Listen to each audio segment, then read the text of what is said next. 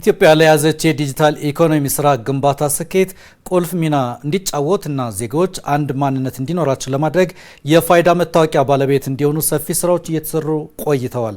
ከሰሞኑ ይህንን ስራ የሚያጠናክር ንቅናቄ በሐዋሳ ከተማ ተጀምሯል። በእነዚህና ተያያዥ ነጥቦች ዙሪያ ተጨማሪ ማብራሪያ ለመጠየቅ በብሔራዊ መታወቂያ ፕሮግራም የባለድርሻ አካላትና የህዝብ ግንኙነት ኃላፊ የሆኑትን ሳሚናስ ሰይፉን እዚሁ ስቱዲዮ ጋብዘናቸዋል። እንኳን ደህና መጡ። እንኳን ደህና ቆያችሁ። ከሐዋሳው ጉባኤ ጋር የተያዙ ጉዳዮችን እናነሳለን። ከዛ በፊት ባሉት ጉዳዮች ላይ በሀገር አቀፍ ደረጃ የብሔራዊ መታወቂያ ፕሮግራም ዜጎች ዲጂታል መታወቂያ እንዲኖራቸው የተለያዩ ስራዎች ሲሰሩ ቆይተዋል። ከዛ በፊት በተሰሩ ስራዎች የተገኙ ውጤቶችን ከማንሳት እንጀምር። መልካም። እንግዲህ ያው ከሐዋሳው መድረክ በፊት በተለይ ያለፉት 6 ወራት በጣም ስኬታማ ናቸው ብለን መውሰድ እንችላለን። በተለይ እንደ ምዝገባ ማሽን ብዛት ወደ 7000 ደርሰናል። ተመዝጋቢ ቁጥር 33 ሚሊዮን ደርሰናል። ከእንደገና ደግሞ የኛ መታወቂያ ተጠቅመው ደንበኞቻቸውን አረጋግጠው አገልግሎት ሲሰጡ የምንሰጠው አገልግሎት አውተንቲኬሽን ይባላል። ወደ 60 ሚሊዮን የደንበኞችን የማረጋገጥ ስራ ሰርተናል ማለት ነው። ይህ እንግዲህ ከብዙ በጥቂቱ ነው። ስለዚህ ከዛ በፊት በተሰሩ ስራዎች ላይ የተገኘው ውጤት አመርቂ ነው ልንል የምንችለው ነው። እስካሁን እንግዲህ ጥሩ ነው፣ አመርቂ ነው ማለት እንችላለን። ግን ብዙ መሰራት የሚገባው ስራ እንዳለም ደግሞ የሚጠቁም ነው። ወደ ሐዋሳው መድረክ እንመለስና በመድረኩ የተነሱ ሀሳቦች ምንድናቸው? የሚጠበቀው ውጤትስ እና አላማውስ ምንድን ነው? በሐዋሳ እንግዲህ 2 መድረኮች ተዘጋጅተዋል። አንዱ የሴቶች መድረክ ነው፣ አንዱ ደግሞ የሃይማኖት ተቋማት መድረክ ነው።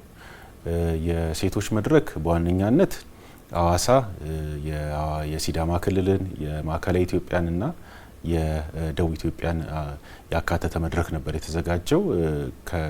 የሚኒስትሪ ኦፍ ውመን ኤንድ ሶሻል አፌርስ ወይ ደግሞ የሴቶችና ማህበራዊ ጉዳይ ሚኒስቴር ጋር በህብረት እየሰራ ነው ያለ ነው። አገር አቀፍ ካምፔን ሲሆን አላማው 30 ሚሊዮን ሴቶችና 10 ሚሊዮን ታዳጊ ህጻናትን የመመዝገብ ትልም ይዞ እንደ እቅድ የተገባበት የምክክር መድረክ ነው። እስካሁን ጋምቤላ፣ ደቡብ ምዕራብ ኦሮሚያ፣ አማራ የመሳሰሉ ክልሎች ላይ ተመሳሳይ መድረኮች ተደርጓል። የዛ ቀጣይ መድረክ ነው ማለት ነው። ሌላው ደግሞ ከሃይማኖት አባቶች ጋር ያደረግነው መድረክ ነው። እንደሚታወቀው ፋይዳ ከፍተኛ የሆነ ተቀባይነቱ እየጨመረ መምጣቱ የሚታወቀው ነው። አንዳንድ ቦታዎች ላይ ግን ከሃይማኖት ወይ ደግሞ ከባህል ጋር በማስተሳሰር የሚታዩ ክፍተቶች ይታያሉ እና እነዛን ነገሮች እንዴት የሃይማኖት ተቋማትና የሃይማኖት አባቶችና እናቶች እንዴት ከኛ በቅንጅት ሰርተው ይህን ነገር መቅረፍ እንችላለን የሚል ነው። ሃይማኖትም ፍትህን፣ እኩልነትን፣ ርቱዕነትን ነው የሚሰብከው። ፋይዳም ደግሞ ፍትህን፣ እኩልነትና አካታችነትን ነው እንግዲህ ለማምጣት እየሰራ ያለውና በተወሰነ መልኩ የመናበብ እና አንድ አይነት ህልም ይዞ የመንቀሳቀስ እሳቤ ያላቸው ስለሆነ ያንን ነገር ህብረተሰቡ ስለማስረጽ የተደረገ የመድረክ ነው ማለት እንወስዳለን ማለት ነው። አሁን የበጀት አመቱ አጋማሽ ላይ 6 ወር ላይ እንገኛለንና እስካሁን በተሰራው ስራ ምን ውጤቶች እየተገኙ ነው? እንግዲህ ቅድም እንደጠቀስኩት የቁጥሮች ብዙ የሚነግሩን ነገሮች አሉ።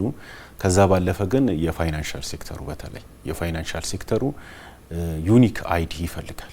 እውነቱን ለመናገር ፍራውድን ለመቅረፍ ብቻ አይደለም፣ ዘመናዊ ቴክኖሎጂዎችን ለመተግበር ከዚህ ጋር በተገናኘ በተለይ አሁን ላይ እንደ ፕሮግራም እየሰራንበት ያለነው ከኢትዮጵያ ብሔራዊ ባንክ ጋር የባንክ አካውንት ቁጥሮችን ከፋይዳ ጋር የማስተሳሰር ስራ ነው። ትልቅ አቅም ይፈጥር ነው። እንደ ሀገር ገቢዎች ላይ ሰርተናል፣ ውጤታማ ሆነናል። አሁን ደግሞ የፋይናንሻል ሴክተሩ ላይ በምንሰራው ስራ በተለይ ደህንነቱ የተጠበቀ የፋይናንሻል ስርዓት እንዲኖር ደንበኞች አካውንታቸው እነሱ ሳያውቁ የማይንቀሳቀስበት ወይ ደግሞ የሚፈልጓቸው ዘመናዊ አገልግሎቶች እንዲተገበሩ የሚያስችል ስርዓት መፍጠር ነው ማለት ነው።